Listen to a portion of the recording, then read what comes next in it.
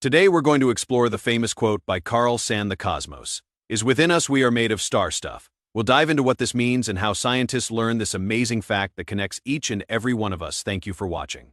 Let's begin. This quote is a simple and powerful way of explaining some of our earliest origins as well as our connection to each other and the world around us. So, what exactly does this quote mean? Well, star stuff is referring to star dust, which is the name scientists give to the tiny grains of dust that are scattered throughout the universe.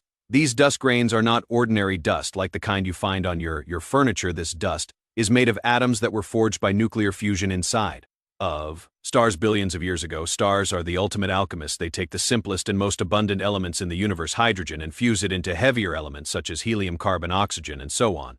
This process releases a tremendous amount of energy which makes stars shine and radiate heat, but stars are not immortal. They have a finite amount of fuel, and when they run out, they die. Some stars die quietly, while others die in spectacular explosions called supernovas. When a star dies, it ejects some of its material into space, forming a cloud of gas and dust. This cloud is rich in the elements that the star produced during its lifetime. Some of these elements are the ones that we need for life, such as carbon, nitrogen, oxygen, and phosphorus. Others are the ones that we use for technology, such as iron, copper, silicon, and many others. And some are the ones that we admire for their beauty, such as gold, silver, and platinum. These clouds of gas and dust are the nurseries of new stars and planets over time. Gravity pulls the dust grains together, forming larger and larger clumps. Eventually, these clumps become so massive and dense that they ignite a new star at their center. The leftover dust forms a disk around the star where planets, moons, asteroids, and comets are born. Our solar system is one of these stellar families. Our sun is thought to be a third generation, meaning that it was born from the ashes of previous stars, and our planets, including Earth, are made of the dust that did the sun when it was young. That means that every atom in our bodies was once inside a star. But how do scientists know this? How can they trace the origin of the atoms that make up our world and ourselves? Well, one way is to look at the light that stars emit. Light is composed of electromagnetic waves of different wavelengths and frequencies. When light passes through a prism, it splits into a spectrum of colors from red to violet. Each element has a unique fingerprint in the spectrum. By analyzing the spectra of stars, scientists can determine what elements they contain and how much. This process is called spectroscopy. Another way is to look at the dust itself. Some of the dust grains that were ejected by dying stars are still floating around in space, and sometimes they enter our atmosphere as meteors. When they do, they leave behind a trail of tiny particles that scientists can collect and study. These particles are called pre-solar grains because they existed before the sun was formed.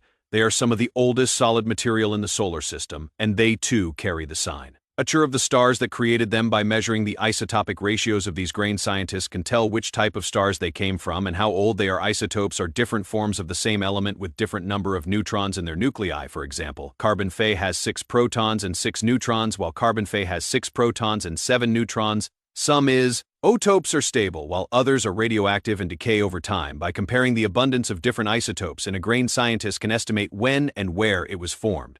Using these methods, scientists have discovered that some of the pre-solar grains in our solar system are older than the sun itself. They date back to the early days of the galaxy, when the first generation of stars were born and eventually died. Some of these grains are more than 5 billion years old, almost twice as old as Earth. They are the remnants of ancient stars that we will never see, but that live on in us. Life on Earth depends on the availability of the elements that have been traced back to stars, especially carbon, hydrogen, nitrogen, oxygen, sulfur, and phosphorus. These are the 6 most common elements of life on Earth, and they make up the vast majority of our bodies. Life also needs trace amounts of other elements such as calcium, iron, magnesium, potassium, sodium, and zinc, all of which came from stars billions of years ago. These elements are essential for various biological functions, such as building bones, transporting oxygen, and regulating nerve impulses. Life obtains these elements from the environment, either directly or indirectly. Plants and some bacteria can capture carbon dioxide from the air and water from the soil and use them to make organic molecules through photosynthesis. Animals and other consumers get their carbon and water by eating plants or other animals, as well as drinking water. Decomposers, such as fungi and bacteria, break down organic matter and release carbon dioxide and water back into the environment, completing the cycle. Nitrogen, oxygen, sulfur, and phosphorus have similar cycles involving different processes and organisms. Plants absorb these compounds from the soil and use them to make amino acids and nucleic acids, the building blocks of proteins and DNA. Animals get their nitrogen by eating plants or other animals.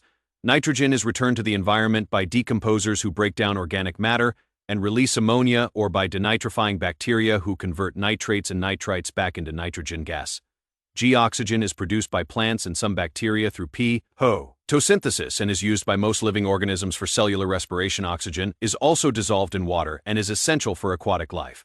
Oxygen is returned to the environment by respiration, decomposition, and combustion. Sulfur and phosphorus are found in rocks and minerals and are released into the air by volcanic eruptions, human activity, weathering, and erosion. Sulfur is present in some organic compounds such as amino acids and vitamins. Phosphorus is also present in some organic compounds like nucleic acids. Sulfur and phosphorus are taken up by plants from the soil and are passed on to animals through the food, and they are returned to the environment by decomposers who break down organic matter and release these elements back into the environment. So you see, the elements that we need for life are constantly cycling through the Earth's systems, and we are part of that cycle. So the next time you look up at the night sky, remember that you are looking up at your ancestors. We are connected to them by the atoms that we share, the atoms that make us who we are. We are all made of stardust, a part of a cycle that will continue on long after we're gone. Thank you for watching. I hope you enjoyed today's video and learned something new. If you did, feel free to show your support with a like or by sharing this video with someone else who may enjoy it. I would also love to hear your thoughts in the comments. If you would like to see more videos like this in the future, feel free to subscribe. Thanks again. Until next time, take care and be well.